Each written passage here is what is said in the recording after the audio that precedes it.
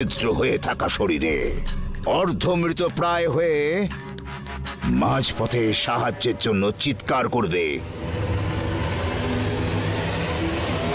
শেষে শেষে কোনো কিছু করতে না পেরে মৃত্যুর শরণাপন্ন হয়ে যাবে।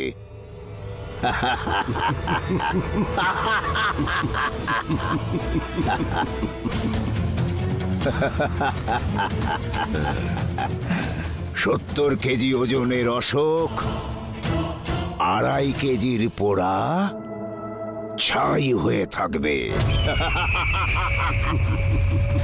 শিবানীর জীবনের বাতি না থাকা প্রদীপ একটা জরাজীর্ণ ভাঙা বাড়িতে পরিণত হবে।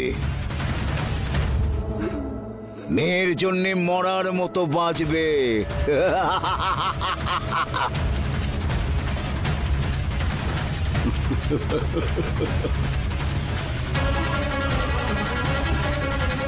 আমাদের যেটা চাই সেটা তো ওর কুষ্টিতেই লেখা আছে গুরুদেব।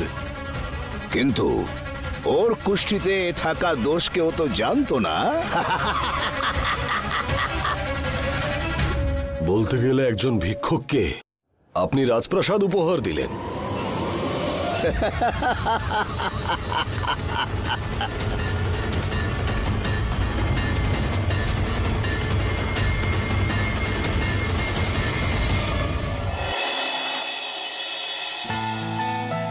ম্যাডাম, ম্যাডাম,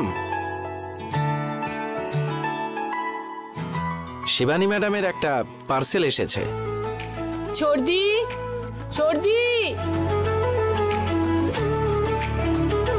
আচ্ছা, আপনি শিবানী ম্যাডাম তো? হ্যাঁ আমি। আপনার নামে একটা পার্সেল এসেছে ম্যাডাম। প্লিজ আপনি সাইন করে দিন, আমি পার্সেল দিয়ে দিচ্ছি।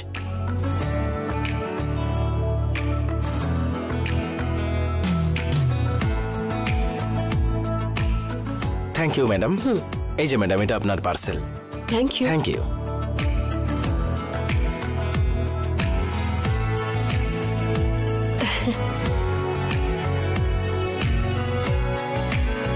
পার্সেলে কি এসেছে? কমলা মা, হ্যাঁ? আরে আমাদের বিবাহ বার্ষিকী আসছে, সেই জন্য অনলাইনে একটা শাড়ি অর্ডার করেছিলাম। ও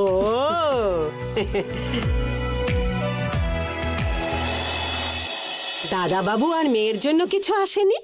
শুধুমাত্র আমার বর আর মেয়ের জন্যই নয়, তোমার জন্য আর রূপার জন্যও কিনবো। আমরা সবাই মিলে একদিন মার্কেটে গিয়ে জামা কাপড় কিনে আনবো। ঠিক আছে দিদি।